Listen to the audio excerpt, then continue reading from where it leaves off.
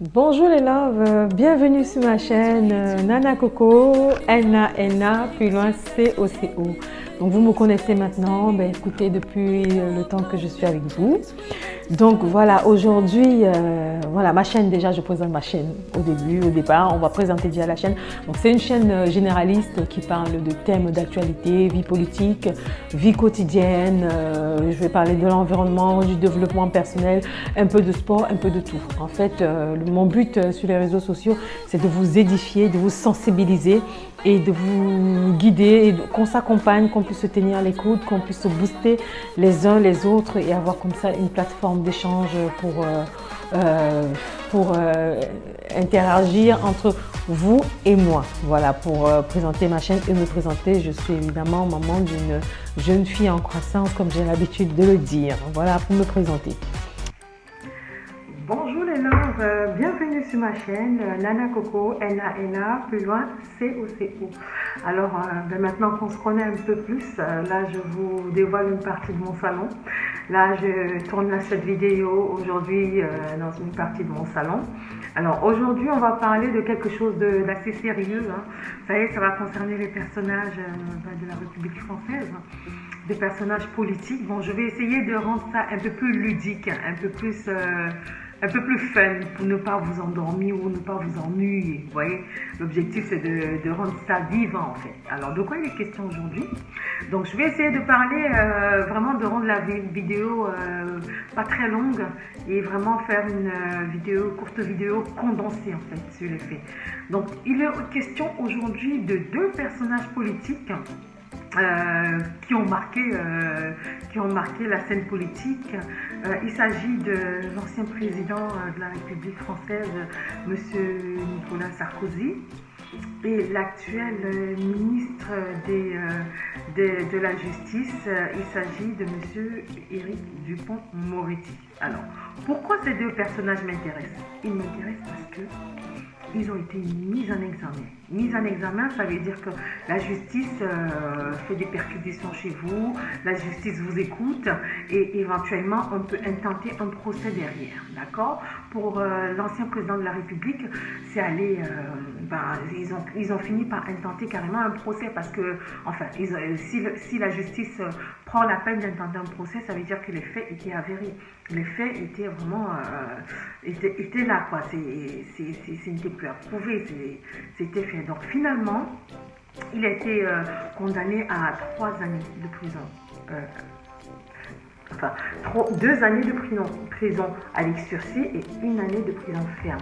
Alors, pourquoi il a été condamné? Il a été condamné parce que lors de ses fonctions, il a utilisé une ligne secrète au nom de Paul Bismuth. En fait, il utilisait cette ligne-là pour contacter son avocat, pour avoir des informations, pour soutirer des informations auprès du parquet et de diverses personnalités et institutions de la République pour avoir des informations par le biais de cette ligne. Donc, alors, moi, je vous donnerai mon avis à la fin de cette synthèse.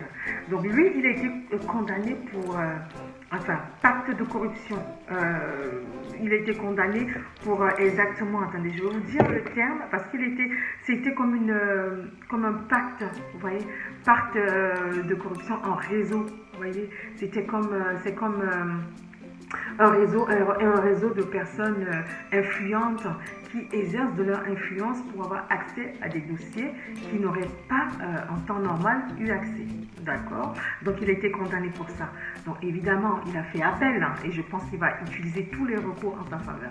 Je pense que c'est un procès, je vous donnerai mon avis de toute façon à la fin de cette vidéo. Donc finalement, il va faire appel comme je vous ai dit. Donc c'est une affaire qui date depuis 2014 quand même. Donc vous voyez, il y a quand même le temps de la justice qui est assez long. Donc il ne faut pas s'inquiéter, la justice fait son travail et il y a le temps de la justice pour tout. D'accord? Donc voilà, donc on en est là.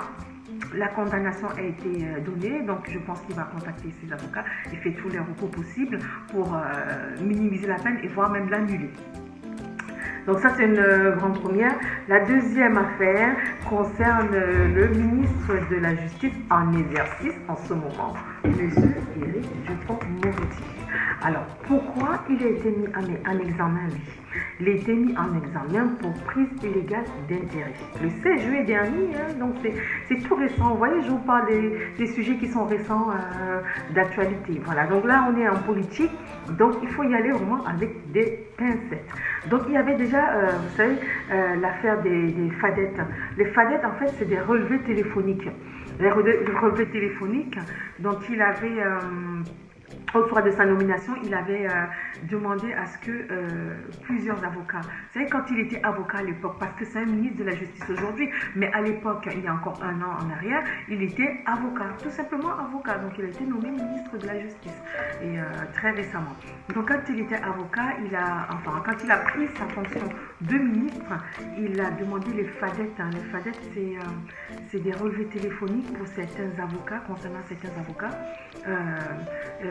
avec qui il a eu maille à partir, c'est-à-dire qu'il a eu des démêlés avec certains avocats, certains avocats, je dis autant pour moi, pas les avocats, mais des juges d'instruction. Donc c'est-à-dire qu'en lui, en tant qu'avocat, il a eu affaire à certains juges d'instruction qui étaient quand même assez coriaces, qui n'allaient pas dans son sens, et donc il a eu maille à partir avec eux, donc il s'est, on va dire entre guillemets, un peu embrouillé avec eux, quoi. Donc il a demandé des fadettes concernant ces personnes-là. Donc, et là, qu'est-ce qu'il a fait quand il a été nommé ministre? Il a fait un dépôt, c'est-à-dire qu'il s'est dessaisi de tous les dossiers qu'il avait en cours en tant qu'avocat. Donc, il n'est plus impliqué dans des dossiers, il n'a plus la main sur les dossiers qui étaient en cours quand il était avocat.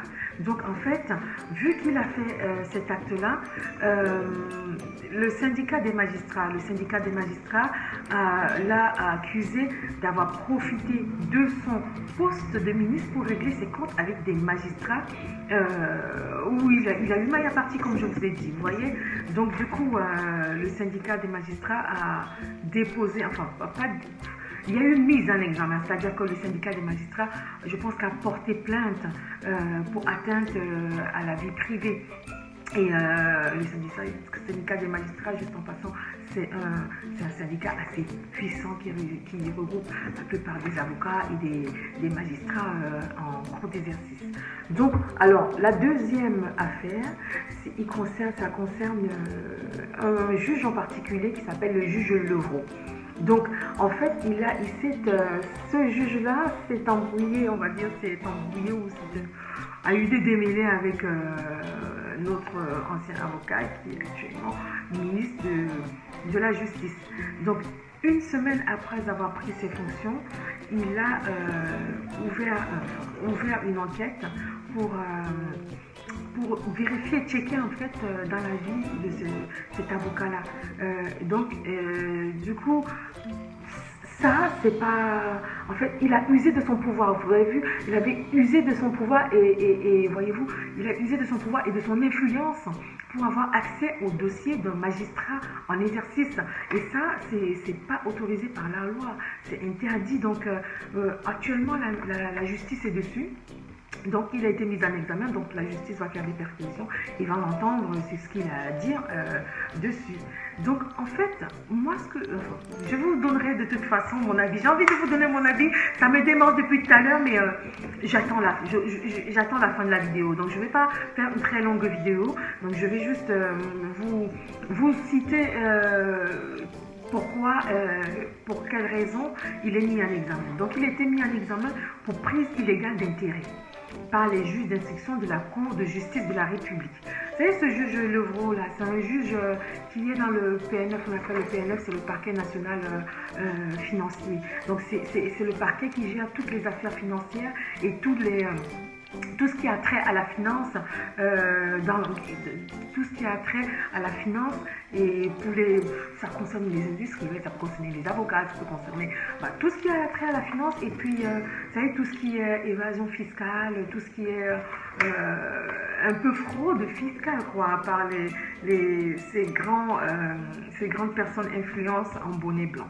Donc voilà, donc ce qu'il encourt, c'est des sanctions disciplinaires.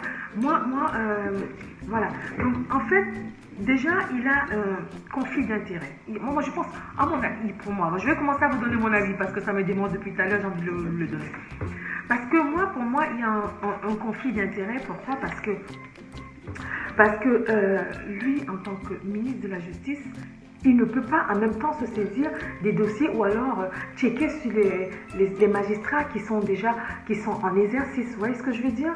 Parce que lui, en tant que ministre de la Justice, il est influent dans son ministère et il va se servir des moyens de l'État, des moyens que l'État a pour vérifier, checker dans les informations concernant certains magistrats. Donc ça ne passe pas. Ça ne passe pas au niveau de la justice. On ne peut pas se servir de sa fonction actuelle pour régler les démêlés qu'on a eus précédemment avec certains avocats. Vous voyez? Donc c'est un peu de ça qu'il a été accusé et la mise en examen, c'est pour ça. Donc maintenant, ce qui est bizarre, l'usage en fait. Vous voyez? Voilà, j'ai quand même l'âge que j'ai. Donc j'ai expérimenté plusieurs affaires politiques quand j'étais un peu plus jeune. Donc j'ai vu certains affaires politiques qui se sont déroulées. Donc moi, ce que j'ai à dire, c'est que moi je ne comprends pas pourquoi il est toujours à l'exercice en fait. Parce que l'usage et la pratique de la politique française veut que quand un ministre est en démêlé avec la justice ou alors la justice veut l'entendre ou il a des perquisitions, démissionne. Donc je vous rappelle, si vous voyez encore peut-être dans les années, je crois, 2016 ou 2017, entre 2016 et 2000, il y avait un ancien ministre de la Justice, Jean-Jacques Urvoas, qui avait démissionné concernant, pareil, les démêlés avec la justice. Voilà, il a dû démissionner. Plus récemment encore, l'ancien ministre de la Justice, Bayrou, vous savez, l'homme politique François Bayrou, qui est maire du Mans, si je ne me trompe pas, je pense qu'il est maire du Mans ou d'une ville à côté, pas très loin. Lui aussi, il a dû démissionner parce qu'il a eu des démêlés avec la justice. Bon, je ne veux pas rentrer dans les détails pour ne pas faire la vidéo très longue.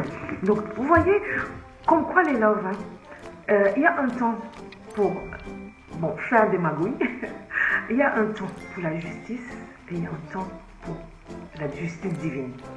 Bon, on va dire le temps des hommes, le chronomètre, le temps, la période des hommes est très rapide. C'est-à-dire que nous sommes dans la précipitation, nous sommes dans l'urgence, on a besoin d'avoir tout de suite une réponse, on a besoin d'avoir tout de suite un résultat, un retour. D'accord ? La justice aussi a son temps. Le temps des instructions, le temps de vérifier les dossiers, le temps de mener l'enquête tout simplement. Donc la justice des hommes ne sera jamais la justice, le temps de la justice. Vous voyez par exemple l'affaire Sarkozy, c'est depuis 2014 que ça dure. Et il y a aussi l'affaire, depuis 2012 en plus, l'affaire, c'est pas, non pas Paul Bismuth, mais l'affaire, une autre affaire sur la campagne électorale où il y avait les financements étaient un peu occultes. Et il y avait même aussi, je pense, une connexion avec la Libye. Donc je ne sais plus comment s'appelle cette affaire-là, mais bon, je vous pose un petit peu vite fait de quoi il est question. Vous voyez, c'était depuis 2012 et c'est actuellement en cours. Ils sont en train de juger là-dessus. Les juges sont en train de travailler sur ce dossier-là. Nous sommes en 2021. Donc il y a un temps pour la justice et qui est assez long. Donc patientons, laissons voir, laissons travailler la justice. Donc le temps de la justice, il y a une justice divine. Divine, pourquoi? Parce que je vous parle de l'ancien président de la République française, paix en son nom, M. Jacques Chirac. Il avait été impliqué dans les affaires d'emploi fictif, de faux statuts et d'emploi fictif quand il était maire de la ville de Paris. Bien sûr, il n'a pas été, il a été blanchi, pas blanchi, mais il n'a pas été inculpé, il n'est pas allé, jusqu'au tribunal comme pour l'ex-président Nicolas Sarkozy. Ça a été classé en sans suite, donc ça veut dire qu'il n'y a pas eu plus de suite que ça. Récemment, il est décédé de maladies très graves. Alors que je me rappelle, dans ma jeunesse, M. Chirac, c'était un beau gosse, très grand, imposant, solide et très très charismatique. Mais si vous voyez ces derniers jours, comment il les a passés, mon Dieu, mes loves, vous vous demandez, mais la vie c'est rien. La vie d'un homme est rien, on n'est rien. Comment il a terminé, comment il a fini en fait. Donc c'est pour vous dire, les loves, ne vous inquiétez pas. Tous ces gens influents et tout ça, je ne veux pas parler, enfin, je ne veux même pas aborder le cas des chefs d'État de politique, des chefs d'État de pays dictatoriaux, de pays vraiment pas démocratiques, je ne veux pas en parler. Mais sachez tous, que vous soyez influent ou non, il y a la justice divine qui est là. Il y a le karma qu'on appelle, qui frappe fort. Le karma ne pardonne pas. Le karma, mais vraiment, le karma, ce soit la maladie, soit une disparition subite, soit c'est quelque chose qui vous frappe, mais ça ne pardonne pas. Ça veut dire que vous êtes arrivé au bout de votre parcours, au bout de votre chemin terrestre. Et souvent, si vous observez bien les gens, je vous en supplie, faites juste cette observation-là pour moi. Vous savez, les gens qui ont été très influents, qui ont été impliqués dans des démêlés et des magouilles et des choses pas nettes, pas claires, qui ont été vraiment à l'origine de beaucoup d'assassinats ou alors des choses très très occultes. Regardez bien comment ils terminent. Regardez la fin de leur vie. Mais je vous dis, ça ne donne pas envie. Ça ne donne pas du tout envie. Bon les loves, écoutez, bon, on en a, ça fait déjà 15 minutes qu'on parle.